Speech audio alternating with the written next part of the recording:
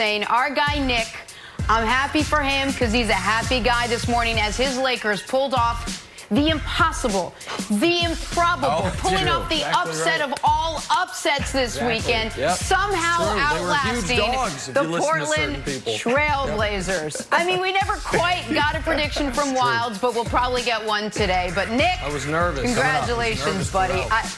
Sweating profusely. We'll get to the Lakers game in a second. We got to start this morning, though, with a little Clippers and Mavericks, Game 6. L.A. with a chance to close out the series. Dallas without Kristaps Porzingis again, so it fell on Luka to carry the Mavs, and he certainly did his part. 38-9-9 for Luka. Not enough, though. Clippers winning behind Kawhi Leonard, 33 points, 14 boards for Kawhi. As the Clippers move on, they now await the winner of the Nuggets Jazz series. But let's focus on this one for a sec. Nick, what did Kawhi and the Clippers prove by closing out the Dallas Mavericks in 6 games?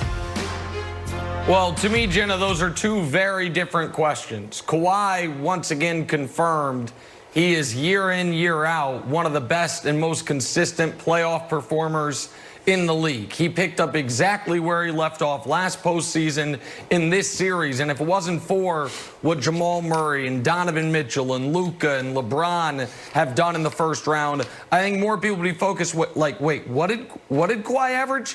33, 10, and 5 on better than 50% shooting for the series. He was great. So he confirmed what he has been showing over the last 4 years when he's healthy. He's one of the best playoff performers in basketball. The rest of the Clippers, on the other hand, Brandon, didn't show me much. Paul George, after his breakout Game 5, was bad again. The Clippers, even when Kristaps misses the second half of this series, and the only real threat you have is Luka, they can't slow him down, and Marcus Morris continues to, well, be Marcus Morris. So, like, very impressed by Kawhi. But the Clippers as a whole, Brandon, I thought, pardon me, were B-ish in the series. It's too early to be talking about Marcus Morris right now. Give my guy a break. I know you covered him when he was in diapers, but leave him alone. To me, this series was all about all the other headlines outside of Kawhi. You are right there, Nick. That fourth quarter reminded all of us who Kawhi Leonard is. When I was watching that fourth quarter, I just had to go back and look at the stat sheet. I mean, this guy started the series with 29 points. And then he followed it up with 35, and then a 36, then 32, 32, and he ended the series with 33 points. And while he was diving on the floor and playing lights-out defense, this guy definitely picked up what you said, Nick, where he was last year in the postseason, that championship run. Kawhi Leonard needs to be talked about more, but I get it. I understand. We were talking about PG. We were talking about Luka and how amazing he is. He's the face of the NBA. And even through Marcus in there, it's time for us to give this guy respect and continue to talk about how awesome he is. Kawhi Leonard, best guy on the court right now.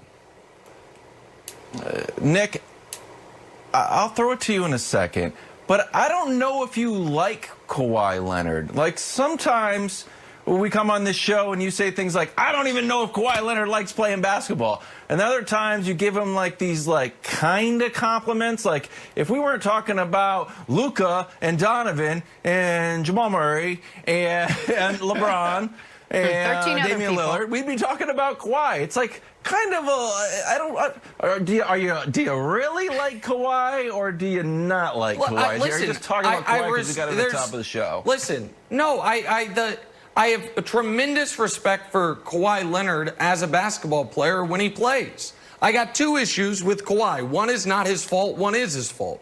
The one that is not his fault is he was anointed best player in the NBA status by some after the Raptors beat a beat-up Warriors team. And that, to me, was not only an insult to LeBron, it was an insult to Kevin Durant, it was an insult to Giannis, some could argue it was an insult to James Harden, guys who had been performing at that level year in, year out.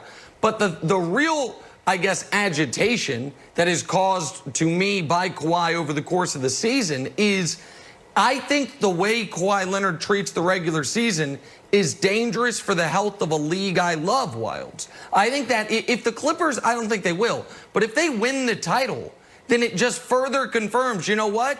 Who cares about the regular season? Who cares if guys play more than 65 games? It's not good for the health of the league. So I'm not a fan of that. But nobody denies his overall talent level unless you are trying to anoint him. You know, Colin Cowherd says if he wins the title, he's top 5 all time. Season. That is... No one plays in the regular season, whether it's load management. Yes, it's very true. Whether it's load management or if it's the first half of the season, nobody's playing defense until after the All-Star break. So I just don't get this thing. Like, you know, this is modern sports. You got to take care of guys. So just real quick, Wilds, even if we're saying the level of intensity is ratcheted up in the postseason, particularly on the defensive end, even though we're not seeing it this year thus far, I agree with that. But other guys play. Like the load management with Kawhi is a very specific thing that just irks me. So that's what it is. It's not that I dislike him, and he's been brilliant. No, I get it. Wilds, I said it to start. Like he carried a Clippers team that otherwise this series was not that impressive. Wilds. Yeah, but do you have an issue with like he did everything better in the playoffs? His minutes went up, his points went up, his assists went up, his field goal percentage went up, his attempts went up.